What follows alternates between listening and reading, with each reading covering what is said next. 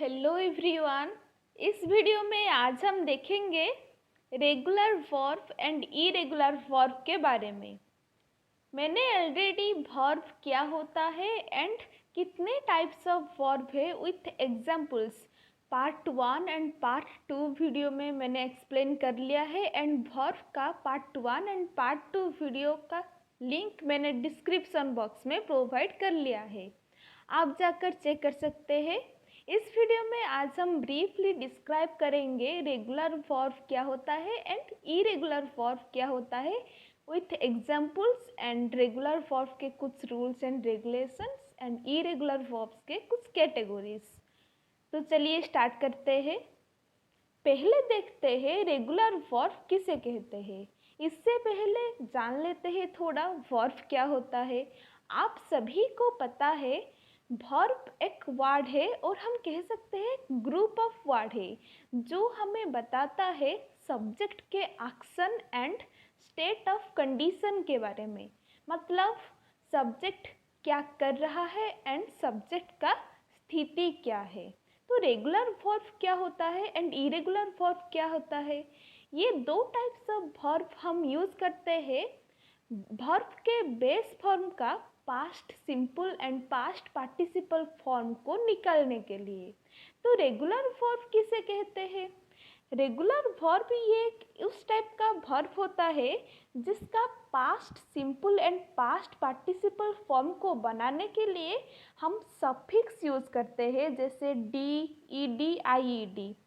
Suffix मतलब base form के and में कुछ लेटर्स हम और वर्ड्स हम यूज़ करते हैं, जैसे D, E D and I E D. जैसे हम एग्जाम्पल के तौर पर देख सकते हैं प्ले। प्ले एक रेगुलर वर्ब है, ये वर्ब का बेस फॉर्म है। अगर इसका पास्ट सिंपल फॉर्म अगर हम बनाएंगे तो ये सिंपली एक सफिक्स ऐड हो जाएगा एंड में ई डी, तो इसका पास्ट सिंपल फॉर्म बन जाएगा प्लेड। पास्ट पार्टिसिपल फॉर्म भी ठीक ऐसा ही है, उसके एंड में भी ई डी ही ऐड हो जाएगा तो ये भी प्लेड हो जाएगा। तो वर्ब रेगुलर वर्ब का past simple and past participle form हमेशा सेम रहता है। फिर इरेगुलर वर्ब्स के कई सारे वर्ब्स है जिसकी past simple and past participle form different रहता है। तो इरेगुलर वर्ब क्या होता है। इरेगुलर वर्ब के past simple and past participle form को बनाने के लिए हम ऐसे सफिक्स के यूज़ नहीं करते, जैसे D, E D, I D suffix को यूज़ नहीं करते, पर कुछ अलग तरीके से हम बनाते हैं। चलिए ब्रीफली देखते हैं रेगुलर वर्ब के बारे में, रेगुलर वर्ब के कुछ रूल्स एंड रेगुलेशंस के बारे में। तो रेगुलर वर्ब्स को बनाने के लिए कई सारे रूल्स है। जैसे फास्ट रूल्स अगर हम कहें तो अगर रेगुलर वर्ब का बेस फॉर्म ई से एंड होता हो तो लास्ट में सफिक्स सिर्फ डी ही ऐड हो जाएगा। जैसे हम देखेंगे इनवाइट, इनवाइट ये ई से एंड होता है तो इसीलिए सिर्फ डी ही ऐड हो जाएगा सफिक्स के तौर पर। ई ऑलरेडी है ना, इसीलिए डी ही सिर्फ सिंगल डी ही ऐड हो जाएगा। जैसे और एक एग्जांपल ले सकते हैं कंटिन्यू। कंटिन्यू ये एक रेगुलर वर्ब का बेस फॉर्म है। यहाँ पर भी जो लास्ट लेटर है ई से एंड होता है तो यहाँ पर भी सिर्फ डी ही ऐड हो जाएगा। तो इसका past simple and past participle form क्या हो जाएगा, कंटिन्यूड, कंटिन्यूड। क्लोज भी ऐसा है, ये भी ई से एंड होता है तो इसका past simple and past participle form में सफिक्स डी एंड डी ही ऐड हो जाएगा। तो नेक्स्ट रूल्स चलिए देखते हैं। नेक्स्ट रूल्स को ये बहुत ही इम्पोर्टेंट है, आप ज़रा अच्छे से याद रखना। नेक्स्ट रूल ये कहता है अगर रेगुलर वर्ब का बेस फॉर्म वाई से एंड होता हो, वाई से एंड होता हो और वाई का जो प्रीवियस लेटर है वो मस्ट भी एक कंसोनेंट होना चाहिए। आप सभी को तो पता होगा कि वोवेल एंड कंसोनेंट क्या होता है। फॉल मतलब ए ई आई ओ यू, इसको छोड़कर सब कंसोनेंट होते हैं। तो सेकेंड रूल्स ये कहता है रेगुलर वर्ब का जो बेस फॉर्म है वो उसका एंड वाई से होता हो, एंड वाई का जो प्रीवियस लेटर है वो मस्ट बी एक कंसोनेंट होता हो। तो वाई लेटर रिप्लेस होके आई ई डी सफिक्स ऐड हो जाएगा, तभी जाके इसका past simple and past participle form बनेगा। जैसे हम एग्जाम्पल थोड़ा देख देते हैं। ट्राई, ट्राई ये रेगुलर वर्ब का बेस फॉर्म है, ये वाई से एंड होता है, एंड वाई का जो प्रीवियस लेटर क्या है, आर है, आर एक कंसोनेंट है, तो इसलिए वाई डायरेक्टली रिप्लेस होके आई ई डी सफिक्स ऐड हो जाएगा। तो इसका पास्ट सिंपल फॉर्म बनेगा tried, and past participle form बनेगा ट्राइड। जैसे और एक एग्जाम्पल देखते हैं, आइडेंटिफाई, आइडेंटिफाई ये वाई से एंड होता है, एंड वाई का प्रीवियस लेटर क्या है, एफ है, तो वाई डायरेक्टली रिप्लेस होकर आई ई डी सफिक्स आके ऐड हो जाएगा। तो इसका भी past simple and past participle form बनेगा आइडेंटिफाइड एंड आइडेंटिफाइड। और कैरी भी एक एग्जाम्पल है जो वाई से एंड होता है, एंड वाई का प्रीवियस लेटर आर है यहाँ पर, तो ये हो जाएगा कैरिड, कैरिड। तो कई सारे स्टूडेंट्स के मन में ये तो डाउट ज़रूर आता होगा कि अगर y से पहले एक वावल हो तो हम उसी कंडीशन में क्या करेंगे। तो उसका भी रूल्स है, अगर y के पहले एक वावल हो तो y रिप्लेस नहीं होगा, y के बाद सिंपली ed आके एक सफिक्स ऐड हो जाएगा।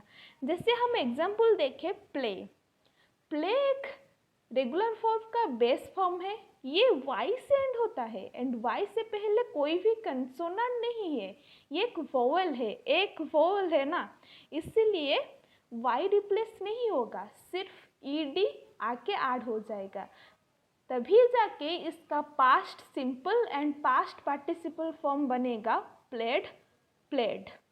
जैसे और एक एग्जाम्पल हम लेते हैं, स्टे, स्टे भी वाई से एंड होता है, एंड उसका प्रीवियस लेटर एक वोवेल है, ए है, इसीलिए इसका past simple past participle form भी स्टेड, स्टेड ही रहेगा।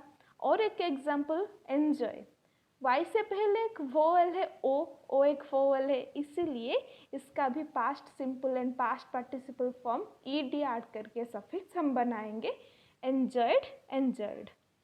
और भी कई सारे रेगुलर वर्ब्स है जो वाई से नहीं एंड होते हैं, जैसे जंप, वॉच, उनके लिए आपको ये याद रखना होगा, उनके एंड में भी सिर्फ ई डी आके ऐड हो जाएगा सफिक्स, तभी जाके उनका past simple and past participle form बनेगा। तो ये सब था रेगुलर वर्ब्स के रूल्स एंड रेगुलेशंस। अभी हम देखेंगे इरेगुलर वर्ब क्या होता है।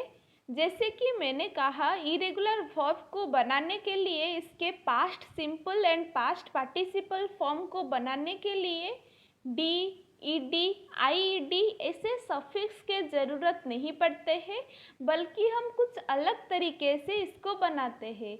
इरेगुलर वर्ब को बनाने के लिए कोई भी रूल्स एंड रेगुलेशंस नहीं है। टोटली इंग्लिश डिक्शनरी में इरेगुलर वर्ब सिर्फ 120 से 125 इरेगुलर वर्ब लगभग होगा, इसलिए आप इसको इजीली याद रख सकते हैं। इसको बनाने के लिए कोई भी रूल्स एंड रेगुलेशंस नहीं है, बल्कि इरेगुलर वर्ब को कुछ कैटेगरीज में डिवाइड कर लिया गया है। इरेगुलर वर्ब को बेसिकली 3 कैटेगरीज में डिवाइड कर लिया गया है। तो चलिए थोड़ा ब्रीफली देख देते हैं वो कैटेगरी सब क्या है।